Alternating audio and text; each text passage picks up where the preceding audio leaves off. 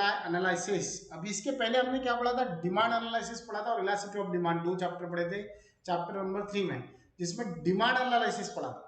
बच्चों आपको बता दूं, डिमांड एनालिसिस सप्लाई एनालिसिस दोनों एक जैसी है।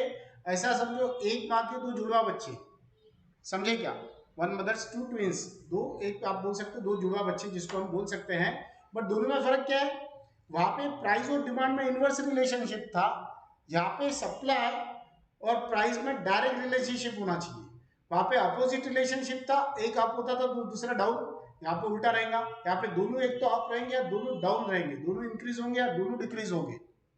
तो बस बाकी सारी चीजें वैसी है, अदर थिंग बीइंग इक्वल वगैरह, वो जो हमने जितना भी लॉ ऑफ डिमांड पढ़ा था 3A, पूरा का पूरा यहाँ पे लॉ ऑफ सप्लाई है, कोई भी बदल नहीं है। सिर्फ वहां पे डिमांड था, यहाँ पे सप्लाई है। Demand from the point of view consumer था, यहाँ पे supply from the point of view producer है। तो ये 2 फर्क है कि अभी तक आपने जो लॉ ऑफ डिमांड पढ़ा था कि आप एक कंज्यूमर हो, आप कब मार्केट में परचेस करते हो, जब price low demand high, on the other hand price high demand is low. But आप प्रोड्यूसर हो, आपको प्रॉफिट कमाना है। आप प्रॉफिट कब अर्न करोगे, जब क्या हो जाएगा, आप प्रॉफिट तब अर्न करोगे बच्चों व्हेन प्राइस इज हाई। तो आप चाहोगे मैं सप्लाई ज्यादा करूं, मार्केट में ज्यादा बेचूं, है ना, तो वो टाइम पे आप सप्लाई करना चाहोगे। और जब आपके जो प्रोडक्ट होते हैं उसका प्राइस अगर कम होगा तो आप सप्लाई नहीं करना चाहोगे, क्योंकि आपको पता है 10 रुपए कमाने से क्या अच्छा, नहीं बेचेंगे चलेगा। अब ये किसके हिसाब से, थोड़ा सा चैप्टर स्टार्ट करने के पहले बता दूं मैं आपको, सप्लाई एनालिसिस बच्चों, आप अगर फार्मर लोग देखा होगा बच्चों, आपने नॉर्मली इंडस्ट्रियलिस्ट तो करते हैं, बट अगर हम जनरल लेवल पे एक बात करते हैं तो जितने भी हमारे एग्रीकल्चर वाले फार्मर लोग होते हैं, जो हमारे शेतकरी बंधु होते हैं, ये जो बच्चे होते हैं ना, आपको बता दो एक चीज, ये जितने भी लोग होते हैं, काइंड ऑफ इन्फॉर्मेशन, ये बच्चों क्या करते हैं देखो, ये जब इनका क्रॉप आ जाता है, जैसा कॉटन पकड़ लो आप, कपास आती है, तुअर दाल, मूंग दाल, सोयाबीन, ये जो भी चीजें आती है बच्चों, ये सबका सब ये अपने गोडाउन में अपने स्टोरेज पे स्टोर करते हैं। स्टोर करने के बाद में मार्केट में रेट देखते हैं, क्या रेट चल रहा है भैया कपास का, पता चला 4,500 रुपए, नहीं बेचना, अभी रहने दो गोडाउन में अपने घर के। रेट क्या चल गया, 5400 रुपए, 5400, अभी भी नहीं सेल करना, थोड़ा और बढ़ेगा भैया 7,200, गवर्नमेंट ने बोल दिया भैया 7,000 रुपए तक कपास के रेट रहेंगे फिक्स, 7,000 हुआ, जैसे 7,000 रेट बढ़ गए मार्केट में, तब वो बंदा अपना कपास लेके जाता है और वापस सेल कर देता है। सोयाबीन के जैसे रेट बढ़ गए, सोयाबीन लेके जाता है, सेल कर देता है। इसका मतलब क्या हुआ, when price is high that time supply is high, when price is low supply is low. यही होता है सप्लाई एनालिसिस, यानी जहां पे हमने डिमांड एनालिसिस देखा था, उसी के जगह हमें सप्लाई एनालिसिस पढ़ना है। दोनों में क्या डिफरेंस है ये मैंने आपको बता दिया। डिमांड एनालिसिस में as a point of view consumer है, सप्लाई एनालिसिस में as a point of view producer या फार्मर है। तो वो कब परचेस करता है, जब price is low demand is high, ये कब सप्लाई करता है, जब price is high that time supply is also high. ये डिफरेंस है दोनों में। तो आई होप अभी आपको क्लियर कट समझ में आ गया होगा कि ये चैप्टर में फिर हम पढ़ने वाले क्या है। वहां पे भी वो डायग्राम, यहाँ पे वो डायग्राम, वहां पे भी वो पॉइंट, यहाँ पे भी वो पॉइंट, सब सेम है बच्चों, कोई चेंज नहीं है, सिर्फ यहाँ पे सप्लाई है, वहां पे डिमांड है, इतना चेंज। चलो लेट अस स्टार्ट, शुरुआत करते हैं हमारे चैप्टर की। What is supply. अब पहले आपको तो ये पता होना चाहिए कि सप्लाई क्या होता है भैया, ये तो हमें समझ में आ गया भैया, सप्लाई नहीं पता होता, बहुत से बच्चों को लगता है कि स्टॉक और सप्लाई एक ही होता है। अब चलो देखते हैं क्या होता है meaning. Supply means the quantity offered for a sale in a market. Most important, supply वो होता है बच्चों, जैसा देखो अभी मेरे खेत में, अगर मैं फार्मर हूं, मेरे खेत में अगर कॉटन आया, आप पकड़ के चलो मेरे खेत में 5 टन कॉटन आया, 5 टन कॉटन मेरे यहाँ पे हुआ मेरे खेत में, मैंने उसको स्टोरेज करके रख दिया, स्टॉक में रख दिया मेरे गोडाउन में, मेरा जो भी गोडाउन होगा वहां पे खेत में पकड़ो या मेरे घर के आजू बाजू में या कहीं पे भी, मैंने वहां पे 5 टन जो कपास था वो मैंने एज इट इज कॉटन रख दिया, दैट इज माई स्टॉक। बच्चों अच्छे से ध्यान दो, उसको स्टॉक बोले जाएंगे, दैट इज माई स्टॉक। फिर उसमें से मैं देख रहा हूँ आज मार्केट में रेट क्या हो गया, 6,800 रेट हो गया, 6,800 रुपए रेट हुआ। क्या कल तक रेट कितना था, 5,500 था, आज कितना है 6,800 रुपए। तो मैं 5 टन में से 3 टन मार्केट में लेके जाऊंगा बेचने के लिए, 5 टन में से 3 टन में लेके जाऊंगा मार्केट में सेल करने के लिए। तो इसका मतलब है 5 टन में से मैंने कितना टन लेके गया, 3 टन लेके गया। अगर 5 टन में से मैं 3 टन अगर सेल करने के लेके जा रहा हूं मार्केट में, तो that is called a supply. तो मेरा फिर सप्लाई कितना रहेगा सर, 3 टन। मेरा स्टॉक कितना था सर, 5 टन। सप्लाई करने के बाद में स्टॉक कितना बचा sir, 2 ton. Is that clear. तो ये फर्क होता है स्टॉक में और सप्लाई में। बहुत से बच्चों को समझ में नहीं आता, बच्चे बोलते हैं सर जो गोडाउन में था वही सप्लाई वही स्टॉक, नहीं, there is a big difference बेटा। जो मार्केट में गुड्स आप लेके जा रहे हो स्टॉक में से सेल करने के लिए, that is called a supply. चलो come to the point. The supply of a commodity depend on its price, और जो हम सप्लाई करते हैं वो डिपेंड करता है मार्केट में अभी करंट प्राइस क्या शुरू है। मार्केट में अगर प्राइस बढ़ रही है हम क्या करेंगे, सप्लाई ज्यादा करेंगे। अगर मार्केट में प्राइस कम हो रही है हम सप्लाई रोक भी सकते हैं या थोड़ा ही करेंगे, जितना करना चाहिए उससे ज्यादा नहीं करेंगे। तो ये टोटली डिपेंड करता है मार्केट के रेट के ऊपर, मार्केट में क्या रूलिंग प्राइस चल रही है, क्या करंट प्राइस चल रही है, अप है डाउन है, उसके ऊपर टोटली हमारा सप्लाई डिपेंड करता है। ई प्राइस राइज, अगर कीमत बढ़ती है, उन्होंने बताया ई प्राइस राइज, तो हम क्या करेंगे, सप्लाई ज्यादा करेंगे। जैसा अभी एक एग्जांपल दिया मैंने आपको, 5500 के रेट थे कॉटन के, अब जो कॉटन के रेट है बच्चों ये डायरेक्टली 6800 होते हैं, तो बट ऑब्वियसली इतने रेट बढ़ने पे हम भी सप्लाई ज्यादा करेंगे। Is that clear? तो देखो ई प्राइस राइजेस, अगर कीमत बढ़ती है, producer will offer more for sale, तो प्रोड्यूसर को लगेगा मैं ज्यादा से ज्यादा गुड सेल कर दूं, ज्यादा से ज्यादा मेरा प्रोडक्ट सेल करूं, क्योंकि आज प्राइस ज्यादा है। अभी फूल बच्चों देखो ना, दिवाली दशहरे के टाइम पे 200 रुपए किलो फूल हुए थे, रात भर लोगों ने तोड़े बेटा खेती में, जो भी फ्लावर्स थे, जो भी झंडू के फूल थे, वो बच्चों आपको बता दूं इतने सारे रेट होने की वजह से लोगों ने क्या किया, रात रात भर मजदूरों को डबल पेमेंट दिया कि भैया लेकिन आज ही रात को तोड़, क्योंकि जो दिवाली है ये 2 दिन की होती है, उसके पहले फूल बिकेगा दिवाली के दिन तक, दूसरे दिन नहीं बिकने वाला। तो उन्होंने क्या किया, मजदूरों को डबल डबल पेमेंट दिया, नहीं भैया आज ही तोड़ना पड़ेगा, पूरे फूल तोड़ डाल, और फटाफट मार्केट में लेके आए, क्योंकि 200 रुपए किलो फूल आज तक का रिकॉर्ड ब्रेक बेटा प्राइस गई थी, और कोई भी सेलर ने रेट कम नहीं किया।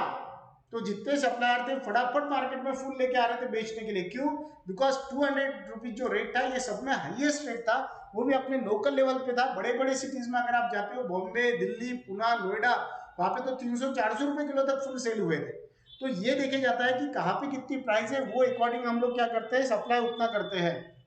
और इसलिए सप्लाई टोटली डिपेंड के ऊपर करता है बच्चों, प्राइस के ऊपर।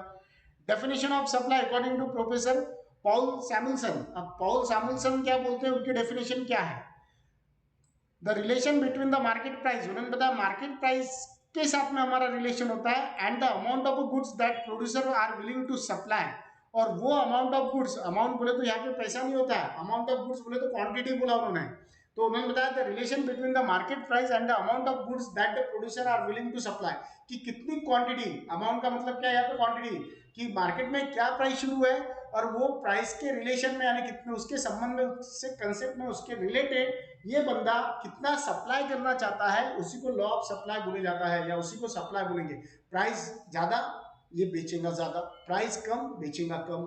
आगे देखो, supply is that part of stock, उन्होंने बताया सप्लाई स्टॉक का वो पार्ट होता है, जैसा मैंने अभी इसके पहले बता दिया भैया 5 टन कॉटन था, 5 टन में से 3 टन लेके जा रहे हैं, तो 3 टन जो सप्लाई है वो पार्ट है स्टॉक का, which is actually bought into the market for a sale at a particular time। अभी हम कब लेके जा रहे हैं, आज लेके जा रहे हैं उसको सेल करने के लिए। किसको लेके जा रहे हैं, कॉटन को। कितना कॉटन था हमारे पास, 5 टन था सर कॉटन। 5 टन में से हम कितना कॉटन लेके जा रहे हैं, 3 टन। तो 3 टन कब लेके जा रहे हैं, आज। फिर आज का रेट क्या है सर, 6800। 6800 पे अगर 5 टन में से हम 3 टन अगर सेल करने के लिए जा रहे हैं, तो उसी को उन्होंने बताया पर्टिकुलर समय पे, पर्टिकुलर स्पॉट पे, पर्टिकुलर डे पे, पर्टिकुलर प्राइस पे अगर प्रोड्यूसर वो स्टॉक में से कुछ सप्लाई करना चाहता है तो उसको सप्लाई बोलेंगे। And price normally higher the price greater the supply. देखो बच्चों ये सेंटेंस आपको ध्यान में रखना है कि normally higher the price greater the supply because the profit of entrepreneur is greater. वो जब प्राइस ज्यादा रहेंगी तभी वो बेचना ज्यादा चाहेगा, बिकॉज वो टाइम पे क्या हो रहा है, उसको प्रॉफिट ज्यादा मिल रहा है। और कोई भी प्रोड्यूसर बेवकूफ नहीं होगा, मैड नहीं होगा कि कम प्रॉफिट है तो भाई नहीं भैया मुझे ज्यादा बेचना है। वो दान धर्म करने के लिए नहीं आया। बिजनेस जब आप कर रहे हो बच्चों तो दिमाग से काम लेना पड़ता है, दिल को घर पे रख के आना पड़ता है। क्योंकि अगर आपको किस पे दया माया नहीं बेटा गरीब कस्टमर है, ऐसा है वैसा नहीं, दे दो यार क्या तो हो रहा, अभी ऐसा है वैसा है मार्केट में, तो आप कभी एक अच्छे बिजनेसमैन नहीं बोल सकते। क्योंकि बिजनेस की कैरेक्टरिस्टिक्स बोलती है कि जब आप बिजनेस कर रहे हो तो आप प्रॉफिट कमाने के उद्देश्य से ही बिजनेस करना चाहिए। अगर आप चैरिटी दान धर्म करके कर रहे हो तो आप बिजनेसमैन नहीं कहलाए जाते हो। तो इसलिए बोलता है कि अगर उसको प्रॉफिट ज्यादा कमाना है, रेट ज्यादा रहेंगे तो ही वो बेचेगा, रेट कम होंगे तो बेचेगा नहीं। आगे एग्जांपल दिया, suppose a farmer produce 2000 KG rice. अगर एक फार्मर है उसके यहाँ पे 2000 किलो क्या है बच्चों, चावल आए। This is his total stock. वो क्या होगा, उसका टोटल स्टॉक होगा। कितना स्टॉक हुआ उसका, 2000 केजी। काय का स्टॉक हुआ, राइस, ₹8.30 पर केजी। और वो टाइम पे मार्केट में रेट क्या चालू है, 30 रुपए kilo. If offer 800 KG rice for a sale at a given period of time that 800 kg rice is his actual supply। वो बोलते हैं भैया एक फार्मर है, ठीक है 2000 kg उसके इसमें क्या हुआ, राइस का क्रॉप वहां पे अच्छा प्रोडक्शन हुआ 2000 किलो चावल का।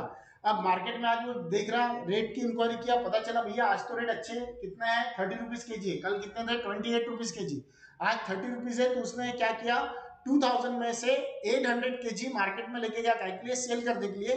तो वो जो मार्केट में 800 लेके गया वो उसका होगा सप्लाई 800, स्टॉक था टोटल 2000, अब रिमेनिंग कितना रहेगा 1200 स्टॉक रहेगा।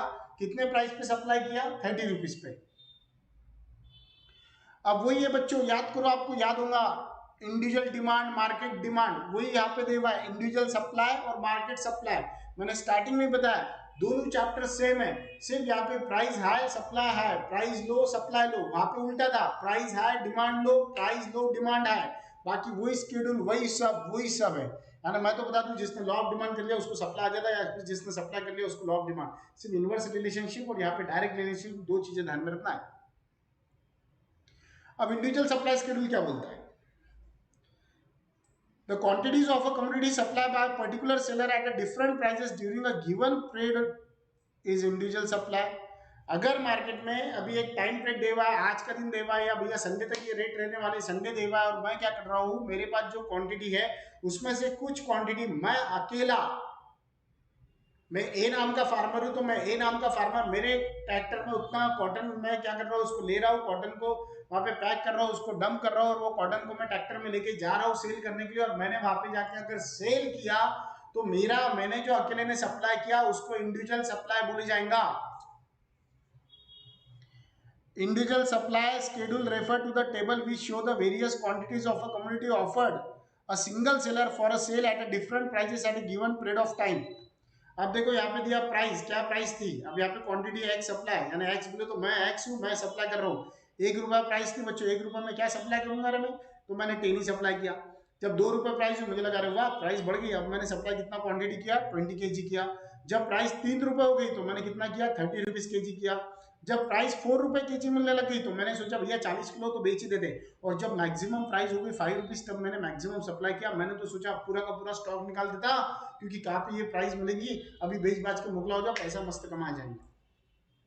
तो इसका मतलब ये हुआ बच्चों, अगर आप फर्स्ट पॉइंट में देखते हो जब प्राइस कितनी थी बच्चों, when price is ₹1 that time we supply 10 unit या 10 KG, and when price is maximum that is 5 that time we supply 50 KG या 50 यूनिट जो भी होगा, तो उतना हमने सप्लाई किया। इसका मतलब होता है यहाँ पे क्या देखने को मिला, यहाँ पे दोनों में डायरेक्ट रिलेशनशिप मिल रहा है। कैसे, तो जैसे जैसे प्राइस इंक्रीज हो रही है सप्लाई भी इंक्रीज हो रहा। अगर नीचे से ऊपर देखते हो आप तो जैसे जैसे प्राइस डिक्रीज होती जा रही है तो वैसे वैसे क्या हो रहा है बच्चों, सप्लाई भी डिक्रीज होते जा रहा है। तो ये क्या इंडिकेट करता है, ये डायरेक्ट रिलेशन इंडिकेट कर रहा है दोनों में, इन्वर्स नहीं कर रहा। इन्वर्स बोले तो अपोजिट, एक बढ़ रहा है एक कम हो रहा है, यहाँ पे वैसा नहीं है।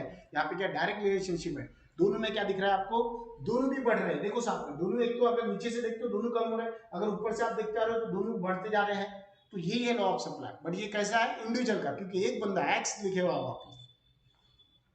अब मैं आपको बताया वो पढ़ता तो नहीं हूँ ब्रैकेट को, आपको पढ़ना है।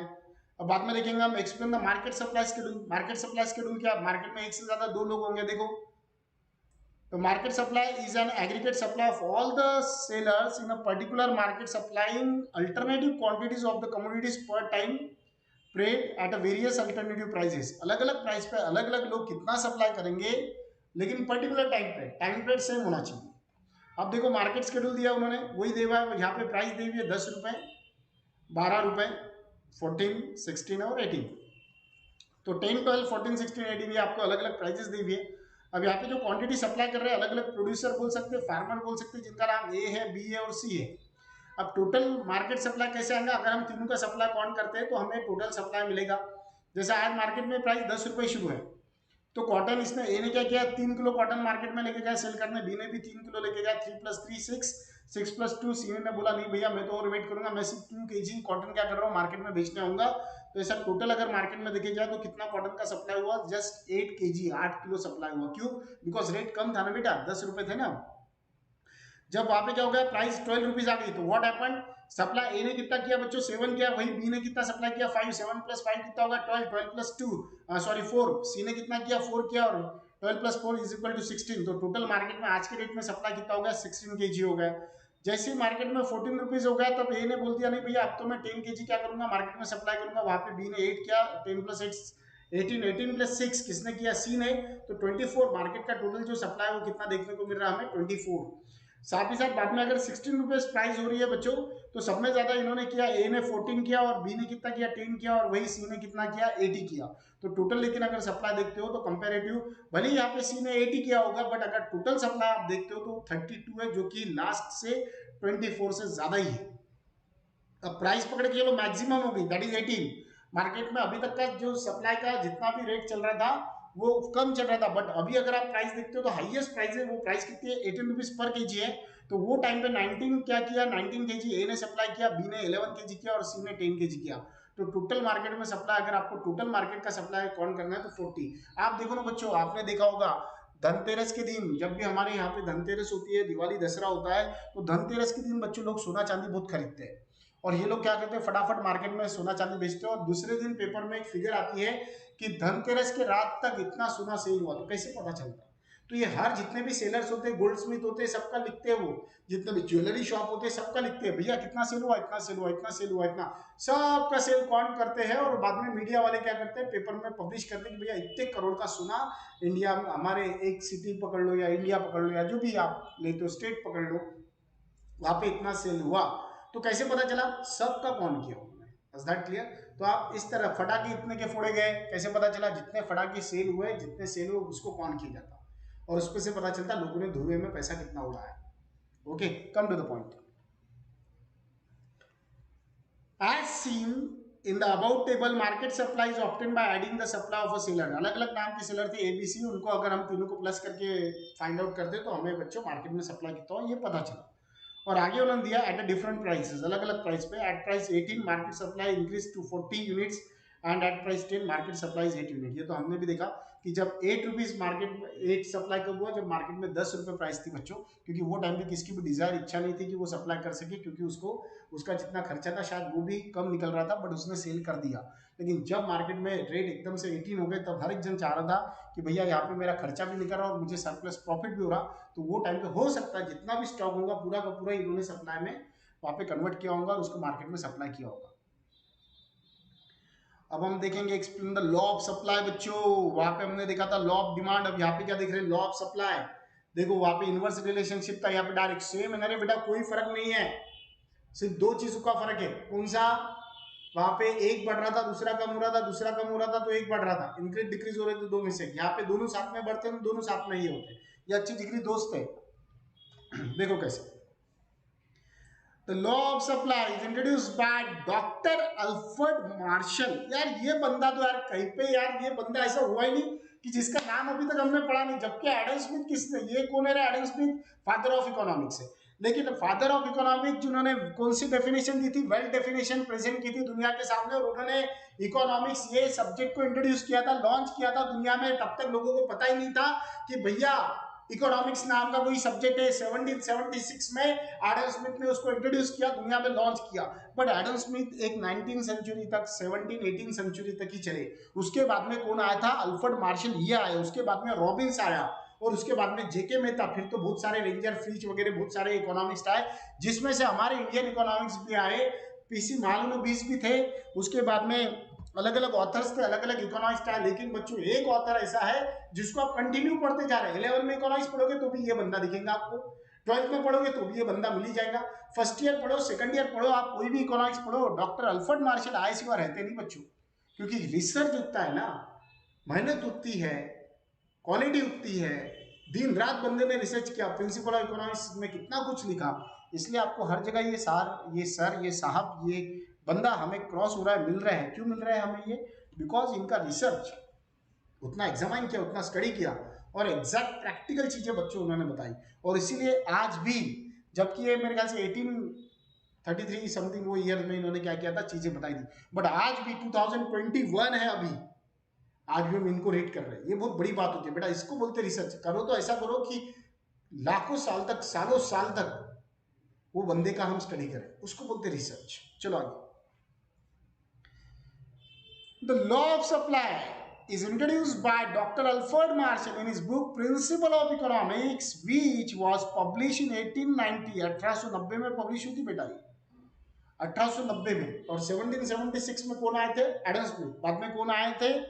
Doctor Alfred martial. लेकिन इनकी जो बुक थी प्रिंसिपल ऑफ इकोनॉमिक्स ये कब आई थी? 1890 में। और ये एक ही बुक का टाइटल देखो, आप हर जगह पढ़ रहे हो।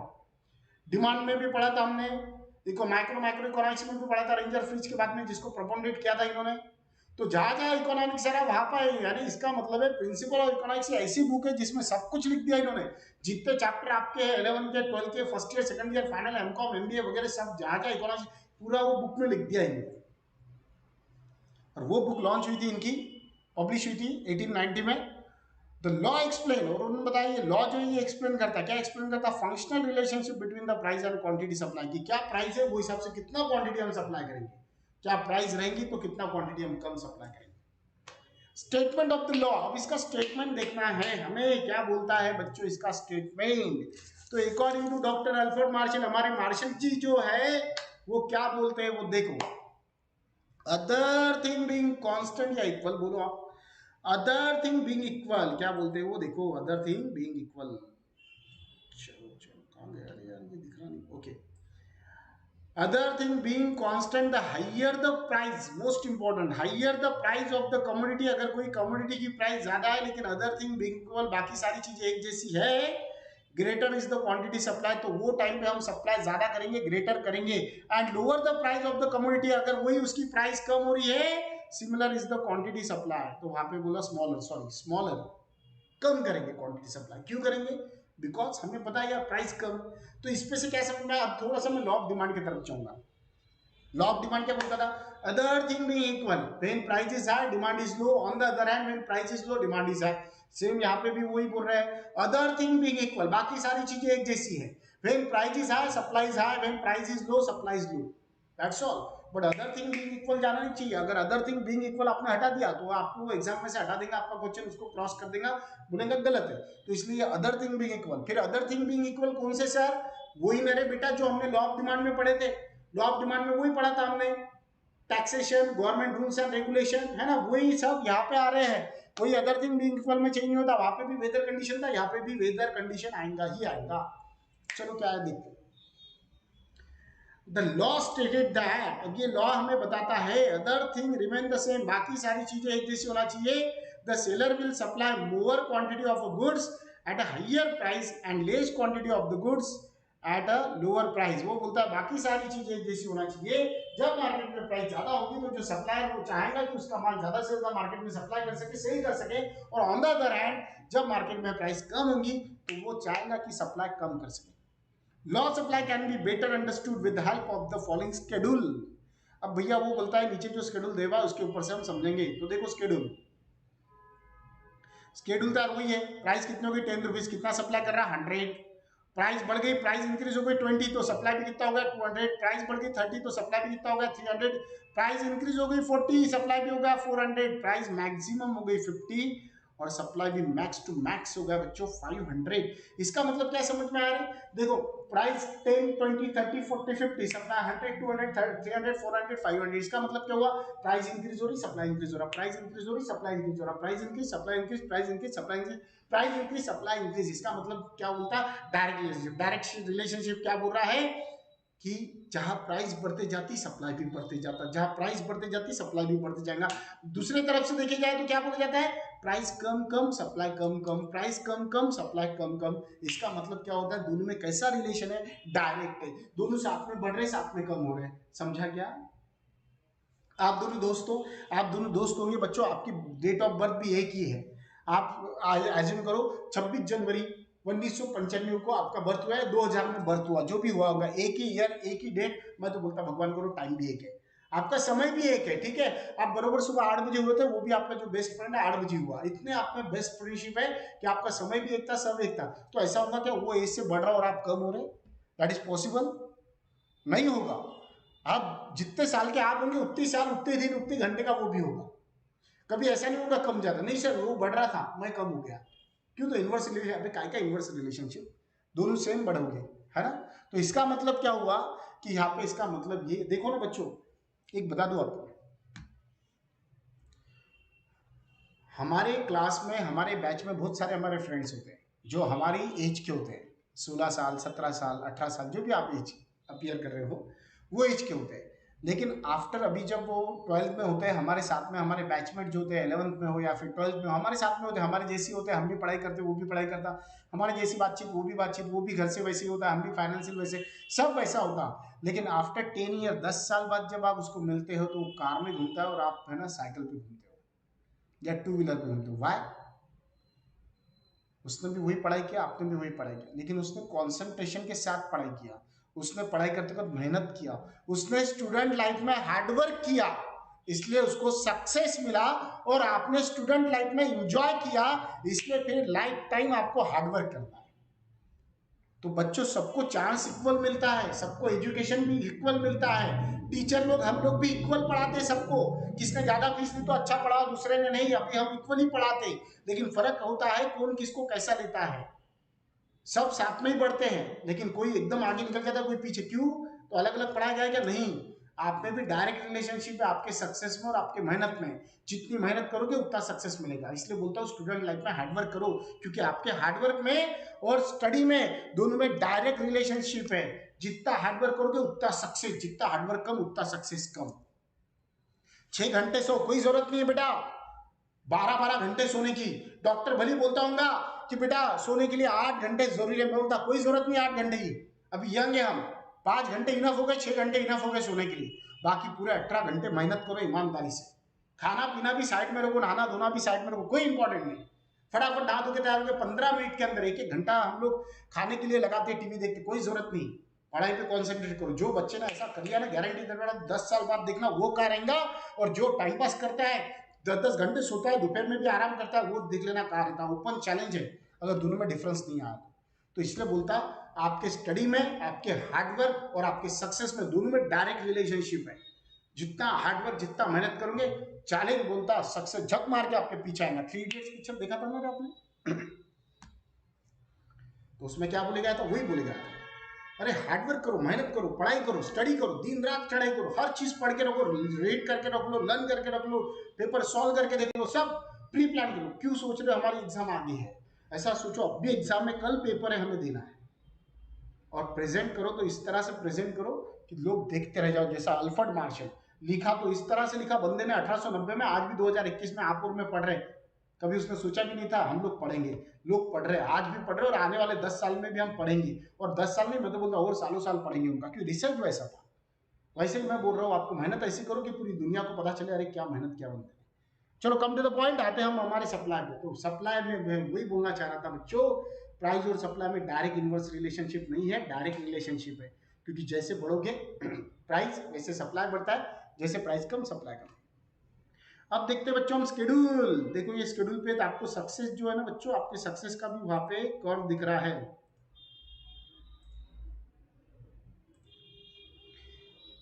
अब हम डायग्राम को समझेंगे यहाँ पे ही।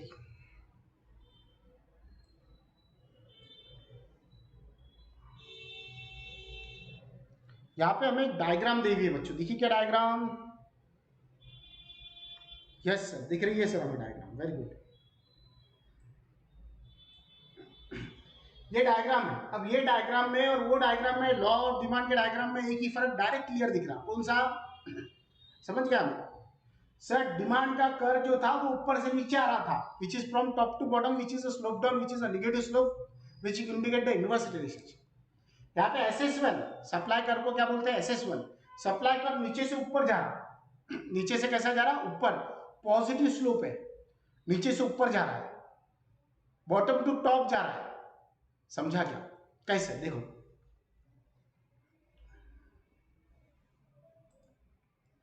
अब अगर आप देखोगे तो वही हमारा हमेशा के जैसा, O axis represent price and O axis represent quantity supply है। यहाँ पे डिमांड नहीं, सप्लाई। फिर प्राइस इज ₹10, जब क्या था बच्चों? प्राइस 10 था। प्राइस कितना था? ₹10। हमने सप्लाई कितना किया? 100 क्वांटिटी, नहीं ज्यादा नहीं बेचता। जब प्राइस होगा 200, हमने सप्लाई कितना किया? हमने सप्लाई किया 200। जब प्राइस होगा 30, तब हमने सप्लाई किया 300 kg। जब प्राइस हुआ बच्चों 40, तब हमने सप्लाई कितना किया? हमने सप्लाई किया 400, और जब प्राइस हो गया कितना हो गया, प्राइस हो गया 50, तब हमने मैक्स टू मैक्स सप्लाई किया, दैट इज अ 500। अब यहाँ पे भी हमें कुछ पॉइंट मिले, कौन से पॉइंट मिले बच्चों, A B C D and E, D है वो, ये ई, ये कुछ पॉइंट मिले बच्चों। और ये पॉइंट मिलने के बाद में क्या हुआ, अगर if suppose we join this point, अगर ये पॉइंट को हम क्या करते हैं, ज्वाइन करते हैं, है ना, तो अगर ये पॉइंट को हम ज्वाइन करते हैं तो हमें क्या मिलता है, SS1, ये सप्लाई कर मिल रहा है, जो कहाँ से, यहाँ से ऊपर जा रहा है, दिखा, ये सप्लाई कर जा रहा है ऊपर। तो इसका मतलब क्या दिखाता है, ये डायरेक्ट रिलेशनशिप, बिकॉज जैसे जैसे बच्चों देखो यहाँ पे, जैसे जैसे प्राइस बढ़ रही है वैसे वैसे क्या हो रहा है बच्चों, यहाँ पे क्वांटिटी सप्लाई भी बढ़ रहा है। Is that clear? तो ये इंडिकेट कर रहा है, क्या इंडिकेट कर रहा है, देखो, when price OX axis represent the price, OY axis represent the quantity supply, when price is rupees 10 that time our supply is 100, when price is rupees 20 that time our supply is 200, when price is rupees 30 that time our supply is 300, when price is rupees 40 that time our supply is 400, when price is maximum that is 50, that time our supply is also maximum, that is 500. If we join this point A, we get some point A, B, C, D, E. If join this point, we get the SS1 is a supply curve which indicate the positive or a direct relationship between the price and supply, and which is the from bottom to top and which is the positive slope. Is that clear? तो ये वो दिखाता है, ये फर्क है, because when price rise supply rise, when price low supply is also low. Is that clear? समझा क्या?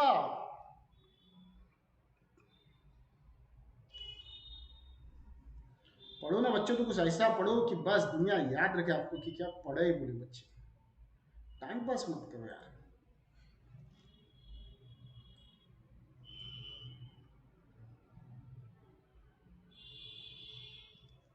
चलो अब देखते हैं भैया, explain the factor determinants of market supply के, ऐसे कौन से फैक्टर है जो हमारे मार्केट सप्लाई को निर्धारित करते हैं कि हमने कितना मार्केट में सप्लाई करना चाहिए या नहीं करना चाहिए। बट आपके जानकारी के लिए बता दूं, इसमें कौन सा, प्राइस ऑफ कमोडिटी, पहला कि अगर प्राइस ज्यादा रही तो हम सप्लाई करेंगे, प्राइस नहीं रही तो नहीं करेंगे। दूसरा कॉस्ट ऑफ प्रोडक्शन, हमें खर्चा कितना आ रहा है वो देखना पड़ेगा, क्योंकि प्राइस कितनी बढ़े लेकिन हमारा खर्चा ही बढ़ रहा तो नहीं करेंगे। स्टेट ऑफ टेक्नोलॉजी, हम कौन सी टेक्नोलॉजी यूज कर रहे हैं, गवर्नमेंट पॉलिसी क्या चल रही है, नेचर ऑफ मार्केट, मार्केट में कौन सा नेचर है, यानी कौन सा टाइप का मार्केट है, उसके नेचर बोले तो यहाँ पे मोनोपोलिस्ट मार्केट है, ओलिगोपोली है, सब मार्केट देखना पड़ता है। प्राइस ऑफ अदर गुड्स क्या है, और में इंफ्रास्ट्रक्चर फैसिलिटीज, एक्सपोर्ट इंपोर्ट के रूल्स क्या है, फ्यूचर एक्सेप्टेशन क्या है, लोगों की नेचर और क्या है। तो ये क्वेश्चन मैं इतने फास्ट ले रहा हूँ बिकॉज ये क्वेश्चन 25% सिलेबस में से रिड्यूस हो चुका है बच्चों। आपको ये साल, ये एग्जाम 2021 के एग्जाम में ये वाला क्वेश्चन नहीं आने वाला, इसलिए ये क्वेश्चन हम ड्रॉप करने वाले हैं, ये क्वेश्चन अभी हम रीड करने वाले नहीं है। आप नॉलेज के लिए सेल्फ स्टडी इसको कर सकते हैं, बिकॉज ये आना चाहिए, आपको नॉलेज आना चाहिए। नेक्स्ट जो क्वेश्चन है बच्चों हमारा, explain the exceptions of the law of supply, कि भैया ऐसे कौन से अपवाद है, ऐसे कौन से एक्सेप्शंस है जो हमारे सप्लाई प्राइस बढ़ने के बाद में हम सप्लाई ज्यादा नहीं करते हैं। तो वो हम देखेंगे हमारे नेक्स्ट लेक्चर में। तब तक के लिए thank you very much, have a nice day.